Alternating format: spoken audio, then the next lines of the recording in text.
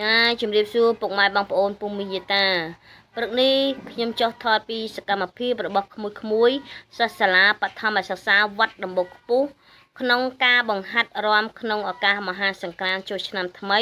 ដែលខិតចូលមកដល់ខាងមុខនេះដឹកនាំដោយក្នុងការបង្ហាត់រាំដោយអ្នកគ្រូវិសិដ្ឋាដែលត្រូវជាអ្នកគ្រូនៅក្នុងសាលាបឋមសិក្សាវត្តដំបូកខ្ពស់ផងដែរចា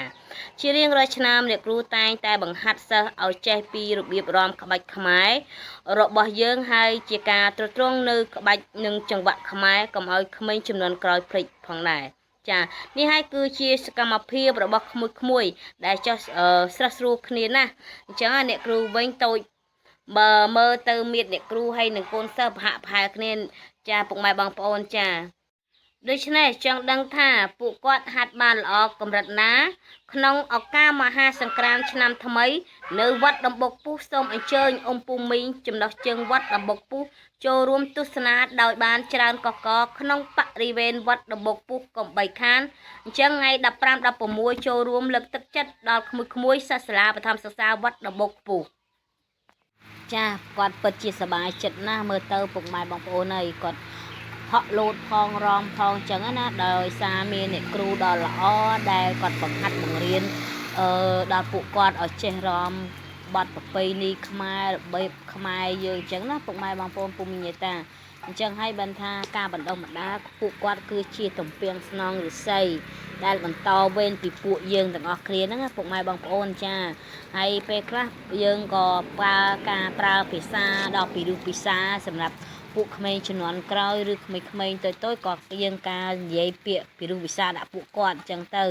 ណាហើយអ្វីដែលសំខាន់គឺពួកគាត់រីករាយនៅអ្វីដែលពួកគាត់ដែលចាប់ដើមរំសប្បាយរីករាយផ្ដល់ភាពក្តីស្រឡាញ់ទៅដល់ពួកគាត់អញ្ចឹងណាចាហើយគ្មានអ្វីដែលល្អប្រពៃដែលមានអ្នកគ្រូដ៏ល្អតែងតែដឹកនាំកូនសិស្សឲ្យទៅរកផ្លូវដែលល្អដើម្បីស្វែងរកទៅដើម្បីអនាគតរបស់ពួកគាត់ទៅថ្ងៃមុខថ្ងៃក្រោយអញ្ចឹងណាអញ្ចឹងហើយដែលថាយើងជាឪពុកម្ដាយក៏យើងត្រូវតែផ្ដល់ភាពកក់ក្ដៅទៅឲ្យកូនការប្រើភាសាដ៏ពីរោះពិសាចំពោះពួកគាត់គឺជាដ៏ល្អប្រពៃហើយក៏ជាវិន័យដ៏ល្អសម្រាប់ខ្លួនពួកគាត់ដែរពាក្យចាស់លោកពោលថាម្ដាយនៅផ្ទះទីតីនៅព្រៃម្ដាយតែមួយអញ្ចឹងណាពុកម៉ែបងប្អូនពូមីងចតាហើយការប្រើភាសាក៏ខ្ញុំមិនសូវចេះដែរពុកម៉ែបងប្អូនប៉ុន្តែអ្វីដែលសំខាន់ឃើញពួកគាត់រីករាយនៅអ្វីដែលខ្លួនឯងកំពុងតែចាប់ផ្ដើមអញ្ចឹងណាហើយវាក៏ជាវិន័យមួយដែលធ្វើឲ្យពួកគាត់ដឹកនាំខ្លួនឯងរៀនខ្លួនឯងទទួលនៅអ្វីដែលខ្លួនឯងមានអញ្ចឹងទៅពុកម៉ែបងប្អូនចាមានទាំងស្រីមានទាំងប្រុសអញ្ចឹងការចូលរួមរបស់ពួកគាត់អញ្ចឹងទាំងអស់គ្នាថ្ងៃទីចូលឆ្នាំប្រពៃណីខ្មែររបស់យើងនៅ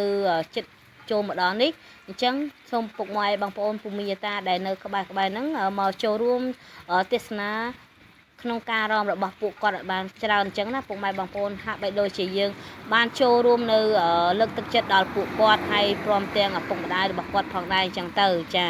ហើយពួកគាត់នៅពេលដែលឃើញខ្ញុំភ្លាមគាត់ចាប់ដើមស្រែកហៅថា idol អញ្ចឹងបានន័យថាខ្ញុំគឺជា idol របស់ពួកគាត់ផងដែរអញ្ចឹងគាត់តែងតែតាមដាននៅវីដេអូរបស់ខ្ញុំអញ្ចឹងណាពុកម៉ែបងប្អូនពុំមានយាតាចា